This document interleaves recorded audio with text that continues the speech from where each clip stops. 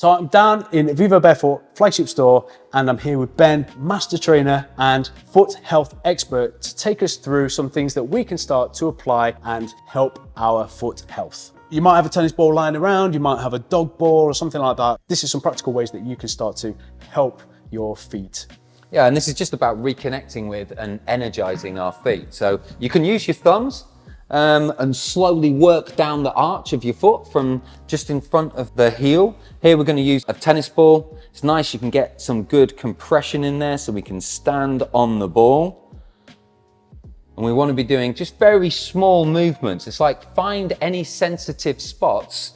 Usually there's one just in front of the heel or down towards the middle of the arch. But we want to be finding those sensitive spots, applying pressure and just moving around small amounts on that area that's a little bit sensitive.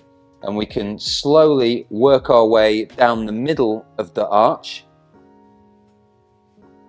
And you know, there's nothing wrong with this. It's nice to do big long rolls. It's nice to focus on spots and really work your way in, apply more pressure and do very small movements.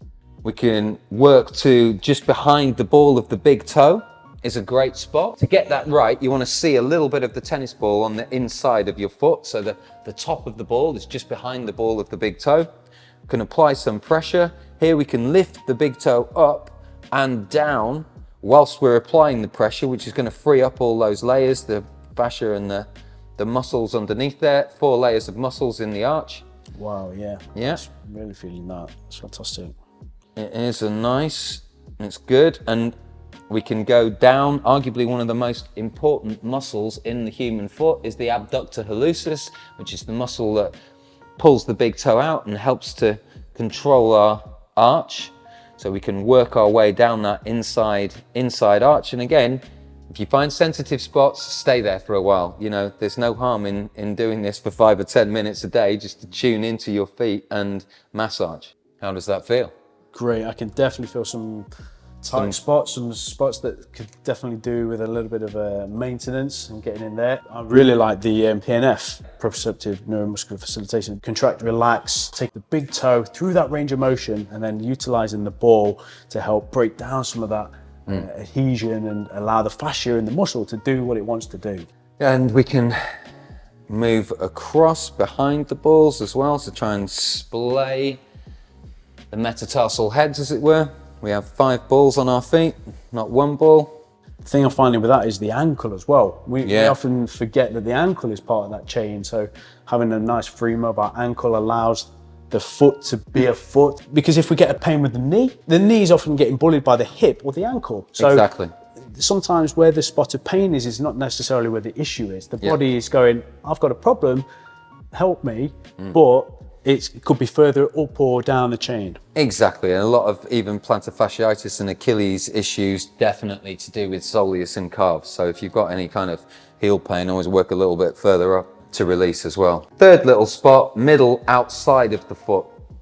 This is often quite a squelchy little spot. Yeah, you're tricky to get on that one, get all the way over it. So this one, I feel like you can apply the most pressure. I can apply like most of my body weight to it. Yeah. But it's a nice little squelchy spot and perhaps a little bit of movement exactly like that. Yeah, across it from side to side. It's going to help get that in there. The difficult bit with doing this stuff is it always feels so nice. You just want to carry on doing it.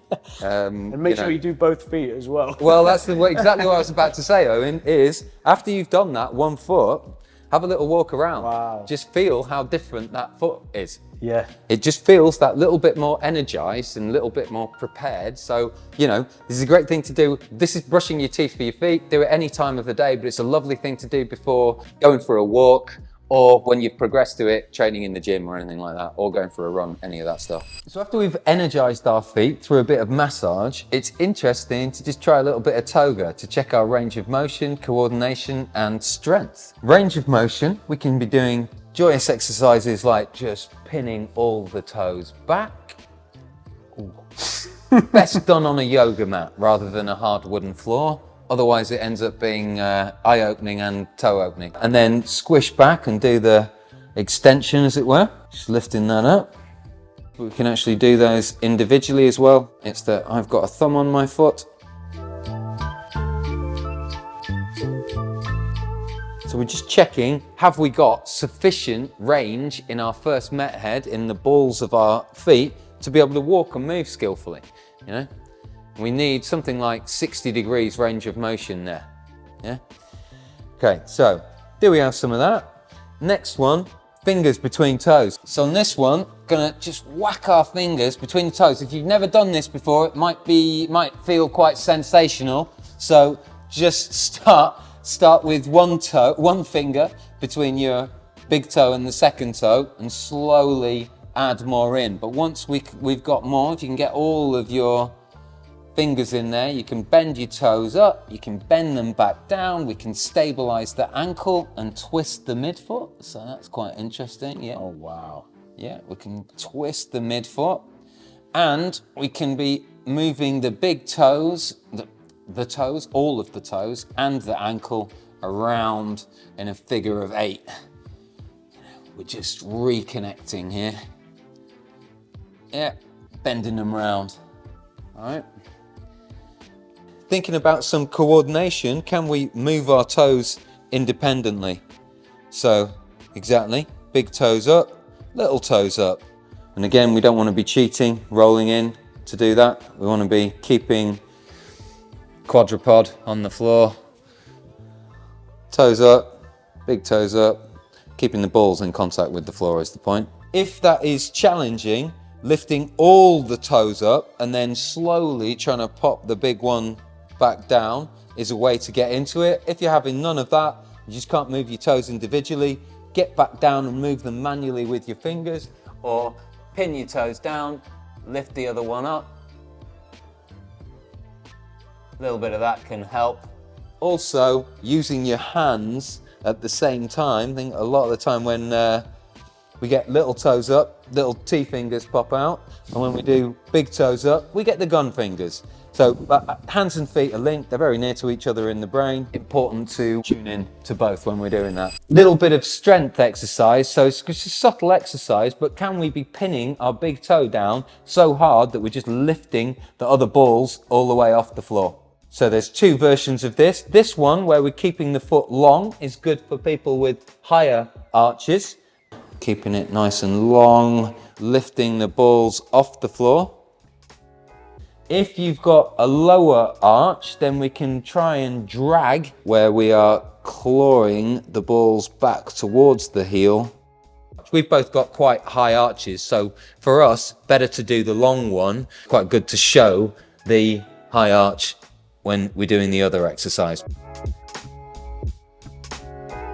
And I'd really encourage you to absolutely pin that big toe in the floor as if you're trying to push a nail, hammer and nail through the floor. Like, so that's how much we want to go for it and try and push the big toe in. Well, if we can imagine, if that big toe's engaged, every time we're taking a step, not only is it going to improve our balance, but it's also going to improve that foot strength, which is going to help with longevity, balance, and ultimately performance.